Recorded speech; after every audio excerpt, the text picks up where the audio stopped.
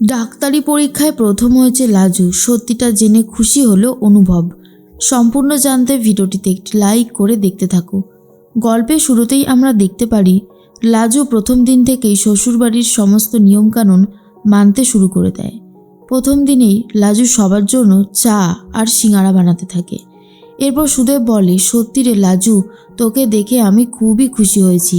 তুই কি সুন্দর গিন্নি হয়ে উঠেছিস। আমার কিন্তু এটা দেখতে বেশ ভালো লাগছে। লাজু তখন বলে, কি করব বলো, এগুলো তো করতেই হবে। আর আমি তো অনেক আগে থেকেই এসব কাজ পারি, আমার কোনো অসুবিধা হবে না। তুমি বরং কাজে যাও। শুধু সবসময় বউয়ের পেছন পেছন ঘুরলে লোকে কিন্তু তোমাকেই খারাপ কথা বলবে। সুদেব বলে, ও কি রে লাজু, তুই কি চাস না যে আমি তোর পেছনে পেছনে ঘুরি? তুই চাস না? লাজু তখন বলে, একদমই না। লোকে দেখলে কি বলবে? আর তাছাড়া তুমি এরকমটা মোটেও করবে না। আমার এগুলো একদম ভালো লাগছে না। লাজুর কথা শুনে সুদেব আর তেমন কিছু বলতে পারে না। এরপর সুদেব চলে যায়। অন্যদিকে দেখা যায় লাজুর কথাই ভাবছিল স্ত্রী। আর স্ত্রী তখন বলে, দিদিভাই, লাজু যে বিদেয় হয়েছে, আমার যে কি শান্তি লাগছে তোমাকে বলে বোঝাতে পারবো না। আমি ভীষণ খুশি হয়েছি। অবশেষে লাজু বিদায় হয়েছে। জেঠিমণি তখন বলে, তোকে তো আমি আগেই বলেছিলাম, তুই একটু বেশি সন্দেহ করছিলিস লাজুকে নিয়ে। হলো তো, মেয়েটা গেছে, অবশেষে তোর মনে একটু শান্তি এসেছে তো? তখনই স্ত্রী বলে, অবশ্যই। এর মধ্যেই চলে এসেছে বনলতা আর বলে, আমি তোমাদেরকে কিছুতে হেল্প করব? জেঠিমণি বলে, আরে এসো, বাইরে দাঁড়িয়ে আছো কেন? এই সংসারটা তো তোমারও। তুমি যদি এইভাবে নিজেকে দূরে সরিয়ে রাখো তাহলে কি আমাদেরও ভালো লাগে বলো তো?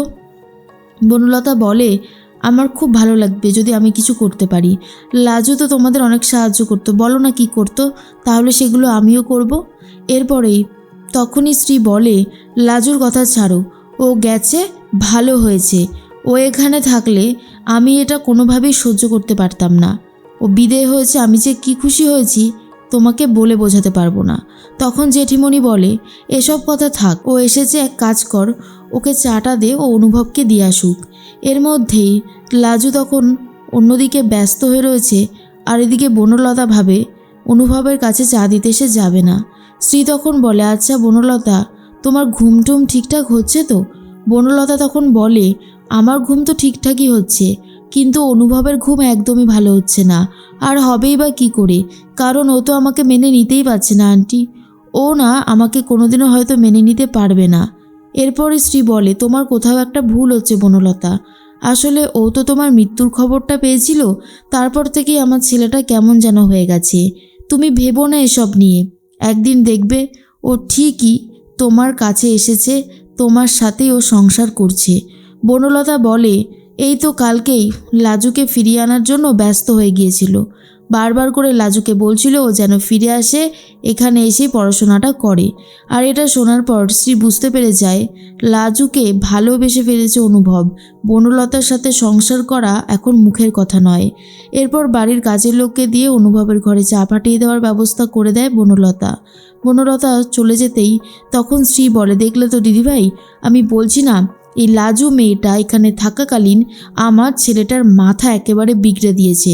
আর সেটা আমি খুব ভালো মতন বুঝতে পারছি, তুমি দেখছো। তখন জেঠিমণি কি বলবে কিছুই বুঝে উঠতে পারে না। এদিকে লাজু সবাইকে চা আর সিঙ্গারা দিতে থাকে। সবাই তখন খেয়ে বলে, খুব ভালো হয়েছে।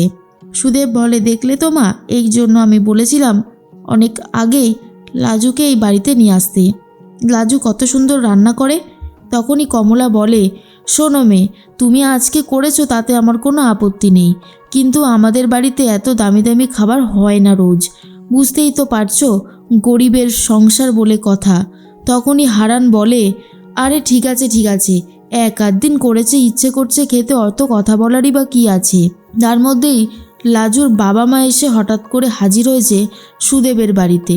সুদেব তখন প্রথমেই বলে, আপনারা এখানে এসেছেন, দেখুন আমি আগেভাগেই বলে দিচ্ছি, আপনারা যদি ভেবে থাকেন লাজুকে এবার ওই বাড়ি পাঠিয়ে দেবেন, তাহলে কিন্তু আমি আর ছাড়বো না।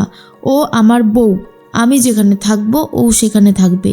এরপরেই লাজুর বাবা বলে, শোনো লাজু, আমরা তোমাকে কয়েকটা কথা বলতে এসেছি। এরপরেই লাজু বলে, বলো কি কথা বলবে। তখনই হারান বলে, আরে তুমি বসো না, দেখো আমাদের মধ্যে যাই হোক যাক না কেন সেটা ভুল হয়েছে, এখন তো সব কিছু আমরা ঠিক করে নিয়েছি, বৌমাকে মেনেও নিয়েছি, তাহলে অসুবিধা কোথায়? লাজুর মা বলে, থামুন আপনারা, আগে আমার মেয়েকে এতবার এই বাড়ি থেকে ফিরিয়ে দিয়েছেন আর এখন বলছেন মেনে নিয়েছেন। আপনাদের যখন ইচ্ছা হবে মেনে নেবেন, যখন ইচ্ছা হবে ফেলে দেবেন, এইটা তো আমরা মেনে নেব না। সুদেব বলে, আগে একটা ভুলভ্রান্তি হয়েছিল, কিন্তু এখন তো আর সমস্যা নেই। তাহলে আপনারা কি করতে এখানে এসেছেন? আমার বউ কোথাও যাবে না, ও এখানেই থাকবে। দেখি আপনারা কি করে ওকে কলকাতায় পাঠাতে পারেন। এরপরেই সুদেবকে চুপ করতে বলে কমলা আর বলে, আপনারা কেমন বাবা মা? দেখছেন তো মেয়েটা আবারও সুখে শান্তিতে সংসার শুরু করেছে নতুন করে, তাহলে কেন এসে এইসব কথা বলছেন? আমি তো এটাই বুঝে উঠতে পারছি না। এরপরেই কমলার কথা শুনে লাজুর মা বলে, আমার মেয়ে একবার এখানে সংসার করছে তো আর একবার ওখানে, মান সম্মান তো সে কিছুই রাখলো না।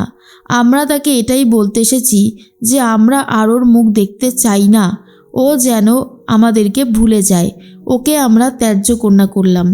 লাজু খুব কান্নাকাটি করে আর বলে, তোমরা আমাকে তো অনেক আগেই ত্যাগ দিয়েছিলে, আবার এটা নতুন করে বলতে এলে বুঝি? লাজুর বাবা বলে, হ্যাঁ, তুমি যা কাজ করেছো, গ্রামে আমরা মুখ দেখাতে পারছি না, তাই তোমার সাথে আমাদের আর কোনো সম্পর্ক থাকলো না। আমরা চিরতরে তোমাকে বিদায় দিলাম। আমরা জানবো আমাদের লাজু বলে কোনো মেয়ে নেই। শুনে তো লাজু খুবই কষ্টে ভেঙে পড়ে। তখনই কমলা বলে, আপনারা যে কেমন বাবা মা সেটা আমি বুঝে গেছি। লাজুর মা কাঁদতে কাঁদতে বেরিয়ে যায় আর বলে লাজুর বাবাকে, মেয়েটাকে এত অভিশাপ দিলাম, মেয়েটা কি আর কোনোদিনও ভালো করে সংসার করতে পারবে? আমি ওই অনুভবের চোখে আমার মেয়ের প্রতি ভালোবাসা দেখেছিলাম, লাজু সেটা বুঝলো না। লাজু নিজের কপাল নিজেই পুড়িয়েছে, তাই আমার আর কিছু বলার নেই। এর মধ্যেই অনুভব ভাবে লাজুকে সে খুবই মিস করছে। একবার হুট করে লাজুকে সারপ্রাইজ দিতে যাবে নাকি লাজুর শ্বশুরবাড়ি, এমনই মনে মনে ভাবতে থাকে। আবার এটাও ভাবে লাজু তো আর একা না, লাজুর তো শাশুড়ি মা আছে, শ্বশুরমশাই আছে, সবাই যদি দেখে তাহলে মিছিমিছি সন্দেহ করবে, হয়তো অশান্তিও করবে। কিন্তু আমি যে লাজুকে দেখতে না পেরে একেবারে অস্থির হয়ে পড়েছি।